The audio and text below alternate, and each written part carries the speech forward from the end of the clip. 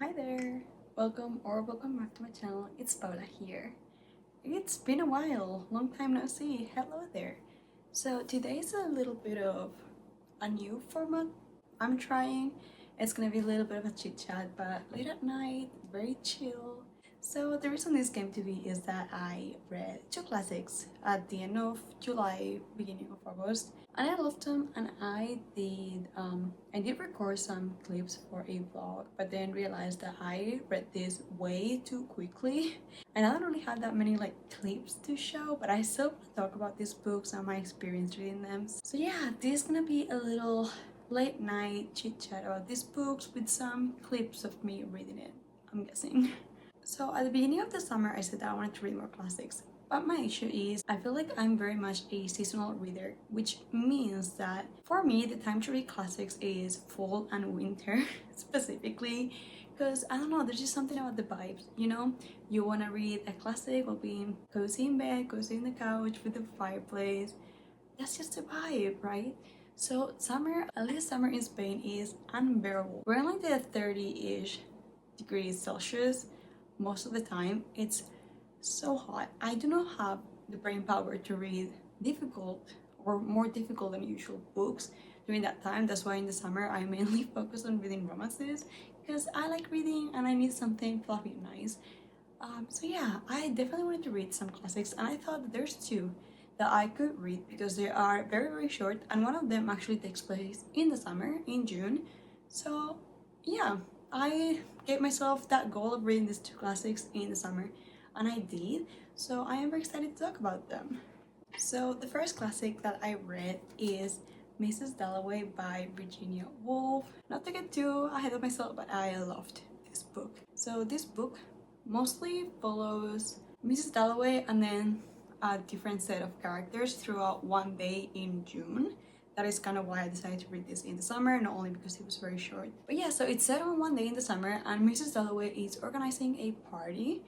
And throughout the day, as she's preparing to her party, we also get glimpses of other people and their lives during that specific day. Some of them are guests in this party and some of them are not. I was kind of worried because this all takes place in one day, right? So it is very much character focused. It is very much just like a character study, if you will. It just talks about like each of these people and how time has affected them and how, you know, war has also affected them.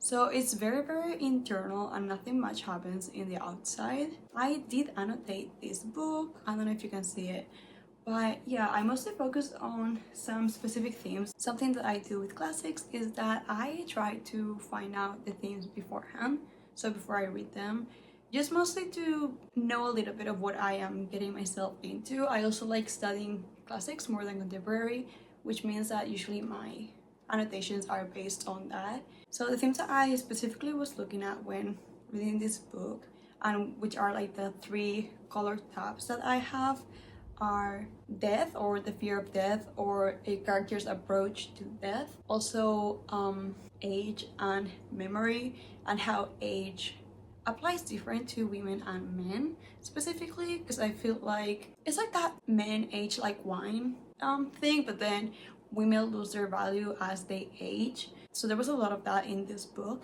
And also like memories, and how our memories are incredibly subjective, how nothing is really as factual as we believe it is.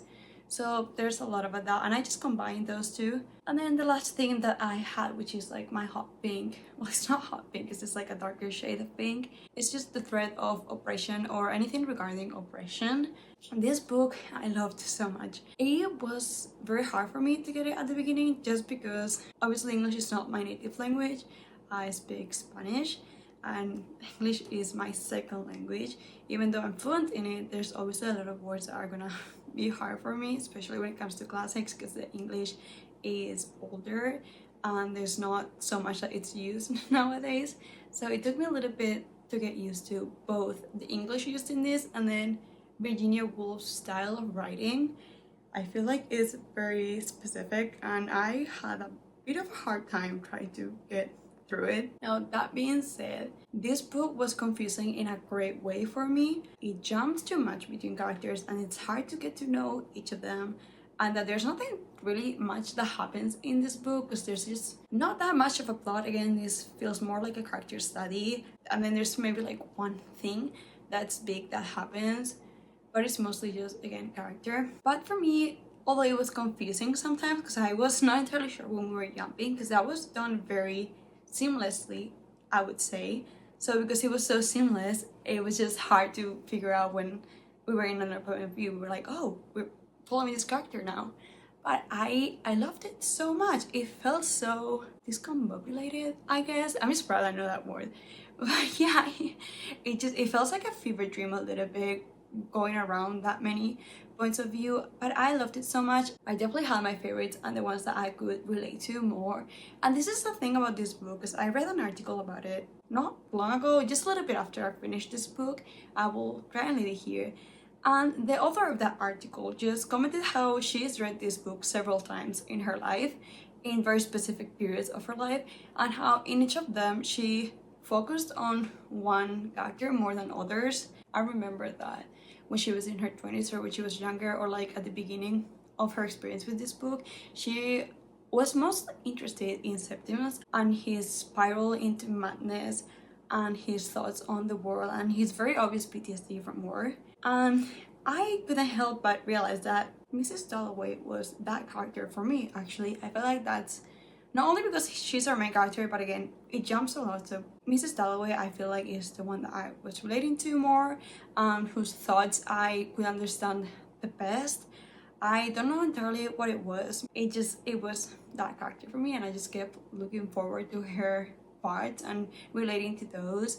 Also, this is a tiny bit, the tiniest bit you'll ever find in some queerness of some kind in this book. So yeah, I wouldn't say this is a good example of queer representation, or that you could even consider it some queer representation, but there was some moments there between Mrs. Dalloway and a childhood friend of hers that, quite honestly, that were definitely queer. No one can tell me it wasn't. It was very explicitly told here. But yeah, that was very interesting to read, especially on a book of this time. I generally cannot tell you when this was written, but it was very interesting to see that here. Yeah, and I thought it was cool. It was interesting. One thing that I really like too is that some of these characters knew each other in their childhood or their adolescent days, and I feel like I really enjoyed seeing the parallels between them now and them in the past, especially their relationship and how it has moved forward and how they see each other and how they think of each other as time has passed and as they are adults now. Especially, there is one character that is a past lover of Mrs. Dalloway, so we get to see his thoughts on how they were before and how their relationship was before, and then how it is now and how they feel towards each other. We also have Mr. Dalloway, which is obviously Mrs. Dalloway's husband, and how he was introduced to the friend group and everything, and how they are together now. So yeah, I really like those aspects. I felt like this was such a chaotic mess of just a lot of people in the same place, but also traveling through memories. I loved it so much. And yeah, I think I'm gonna give it a 4 stars. This is my first novel by her, and I definitely see myself reading more. I have been thinking about either going to the lighthouse or reading The Waves, because I've also heard great things about that one, or even just try her nonfiction. I'm not sure, but I definitely know that I want to keep reading her. Now, the other classic that I told myself I would read, this I was very excited for, because I'm on a mission. I'm a girl on a mission, and my mission is to read all of the Brontë sisters' works. I definitely want to read all of their works and maybe compare it, because I just think it's very interesting that these three sisters were all published authors in the time that they were, where women writing has not always been that well accepted. And I just think it's wild that the three of them got to publish their works, and that up to this day all of their works are classics. Like, people still read them. Anyway, it fascinates me so much, and I definitely want to read more about the Brontë sisters in general, not just their works too. But what I was saying is that I finally got to try a different sister. You may or may not know, one of my favorite books ever, or my favorite classic ever, is Jane Eyre by Charlotte Brontë. That book was a 5-star. I loved it so much. I don't have words to describe how much I love that book, right? And then maybe you saw it. I did a 24-hour readathon and I read Villette by Charlotte Brontë. I think that might be the classic that I've hated the most ever. I think between that, like Villette and The Great Gatsby, I feel like those are two classics that I just cannot, I did not like them at all. Villette was problematic at best. It was just a whole thing of me just not wanting to keep reading but pushing myself to read. So, and also it's like a very long book. It's like 600 pages. I cannot, it was too long for nothing. If you want to hear my complete thoughts about that book, you can either watch my 24-hour readathon video or my wrap-up for that month. I don't remember exactly which one it was, but yeah. So yeah, I had other Brontë sisters books in my shelves and I chose the shortest one because I felt like it. I just thought it would be a good summer read, and that is Agnes Grey by Anne Brontë. Anne Brontë is obviously one of the sisters that I haven't read because I've only read one and there's 3. I was very pleasantly surprised with this book. So this book is, honestly, the plot is not much. I feel like the synopsis should be something like Agnes Grey is a young woman who decides to be a governess, and we just hear her experiences with a couple families, and there's a romantic storyline, basically. I feel like that's what you would say to someone that has never read this book, is basically that. There is not much going on with this book, honestly. I feel like, especially if you compare it to Charlotte Bronte's or even Emily Brontë. I have not read Wuthering Heights, but I know it's a very gothic, kind of big storyline. Same with Jane Eyre. Jane Eyre, there's so many things that happen in that book, and a lot of it is freaking wild. But this one, our dear Anne Brontë, she's way more chill. Generally, it's like the best way I could describe this book, honestly, and my experience with it, this felt like sitting down with one of your friends to chit chat and they just tell you all of the things wrong with their job and how she does not like the kids that she's working with, basically. And you know what, I was down for it. I really liked that. I also read a post somewhere, yeah, I think it was like Pinterest, it was a picture or something, and it said Jane Eyre made me want to be a governess and Agnes Grey taught me that I could not be one. And that is very much what this book was about. So basically Agnes Grey, she becomes a governess and she goes to 2 families. I think in this book she talks about these 2 families and their kids and how their kids are horrible. They are entitled, they are conceited, they're just so irresponsible. It's just, they're wild animals. They are wild animals, like for real. So it was very fun to see how, well, it was not fun, but to see how they were described as just like horrible children and her trying to teach them, and they were so horrible to her. And even in the family that she was like better with, it was still, they were horrible. Wow. Like before this, I knew I could not work with children. It just made me like confirm everything. And okay, mostly it felt for me that this was a chit chat with a friend, mostly because I listened to the audiobook. I did not read this like properly. I had an audiobook because I was trying to pass this level of Pokemon. I still have not passed it, but you know what, I was trying. So I had it on my headphones for the majority of the time. I think I only read physically like maybe the first 2 or 3 chapters, but it was very good. It didn't lose me at any point because I was just listening to gossip. This was hot goss. That's it. So I really liked it. And then there's obviously a romantic plot overall, and I felt like it was incredibly tame compared to Jane Eyre, and I'm expecting Wuthering Heights. It's very quiet, it's very peaceful, and I personally love that storyline. Nothing is grandiose, nothing happens big, and I know that people comment that you could not even tell that Agnes Grey liked this person, this male character, that she was in love with him. But I feel like our protagonist is such a quiet person, especially when it comes to her feelings and her thoughts. Well, not her thoughts, she's willing to share the thoughts, but being very nice about them. but mostly her feelings, she's able to hide them quite well. And I feel like she even does that as a narrator. She hides her feelings from us until right at the end, but like her feelings are somewhat confirmed by someone's confession, that she is able to be like, yeah, I love this man. And personally, I just thought it was beautiful. I thought the portrayal of love in this book was very nice, not only between her romantic interest but also towards her parents, and also her parents' love story. I did some, not some research, I read some articles, because I am trying to, you know, when I'm reading a classic, I'm trying to put some more thought into it, more intention, and read some articles or essays about them. And I read one that was just obviously it stated that her parents, they died when she was very little, so she didn't get to see that. And the way that she portrayed it in this book, it just made me feel like like a little bit of wishful thinking about how she wanted to think of her parents as so ill love. At least it's my interpretation of it, don't quote me on this. But yeah, I thought it was beautiful, and I love the storyline. I thought it was very, very nice too. I'm gonna give this book a 4 stars.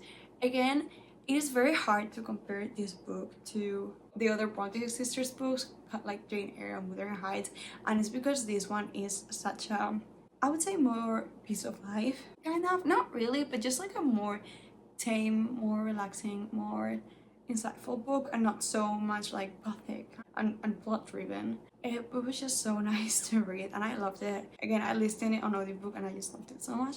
So yeah, I think I'll probably give it a 4 star. Although I'm trying to rethink the whole giving stars to books. So if one day I just randomly stop giving star reviews, you didn't see anything, okay? Let me know if you would want me to do that, because I feel like sometimes they're too restrictive and sometimes they just don't feel appropriate. So yeah, that was a little tangent there, but I hope you don't mind. Also, I'm gonna count this as a classic because I feel like it is considered a classic in Spain. I'm not entirely sure, but this is a book that they made me read in high school. Did I read it? No. I'm sorry. There's no way in high school I could have read a 500-page book on just poetry. I don't think I could have. But I am slowly making my way through it because I really, really like it. This is La realidad y el deseo by Luis Cernuda. If you don't know Spanish, this roughly translates to reality and desire. Luis Cernuda, he was a very important poet here in Spain, and he lived through our civil war and dictatorship. So these are things that are very important to know when reading this book. It revolves a lot about freedom, about oppression, about his love for his native country, Spain, and also about his homosexuality, because he was a gay man in a time where it was not okay being a gay man in Spain. It was horrible. He had to see so many of his close friends be killed or be murdered because of it by our government. It's definitely very impactful and sentimental, and I'm not done yet with it. I am in page 197. I'm like this way through, and I feel like I've talked about before being in the middle of this book, and that is just because, again, 500 pages, poetry, not only that, but Spanish poetry. I feel like I've only read contemporary poetry. This is not that contemporary, it's a little bit older, so the Spanish, the style of poetry is obviously different. But I just love it, especially when he talks about his country, his home country, and how precious it was and the freedom that it wanted for the country. It was beautiful. So I'm definitely enjoying this a lot. So yeah, here's the 2 classics that I definitely did finish this summer, and then one that I'm slowly making my way through, but I am also really enjoying it. I do have one classic-ish that I'm expecting to read in September, and that's this bad boy over here. It's like 1,000 pages. You can guess. Try and guess which book it is. Hint, it's not just one book. I feel like I said everything with that. So yeah, if you've reached until this point in the video, thank you so much. I really appreciate that. Please like and comment if you like this video. If you have anything to say to me, I love talking about books. I'm a jabber at heart, especially when it comes to books, and I always love interacting with you guys. Please let me know if you have read any of these 3 books, or if you would recommend me any specific ones from Virginia Woolf, like a book that you think I should read after Mrs. Dalloway, or like that I should give priority to. I think that would be very interesting. And yeah, if you like videos like these or videos where someone jabs a lot about books, that's me. Please subscribe, that would definitely make my day. And I think it's time for me to say goodbye. I hope to see you in the next one. Bye.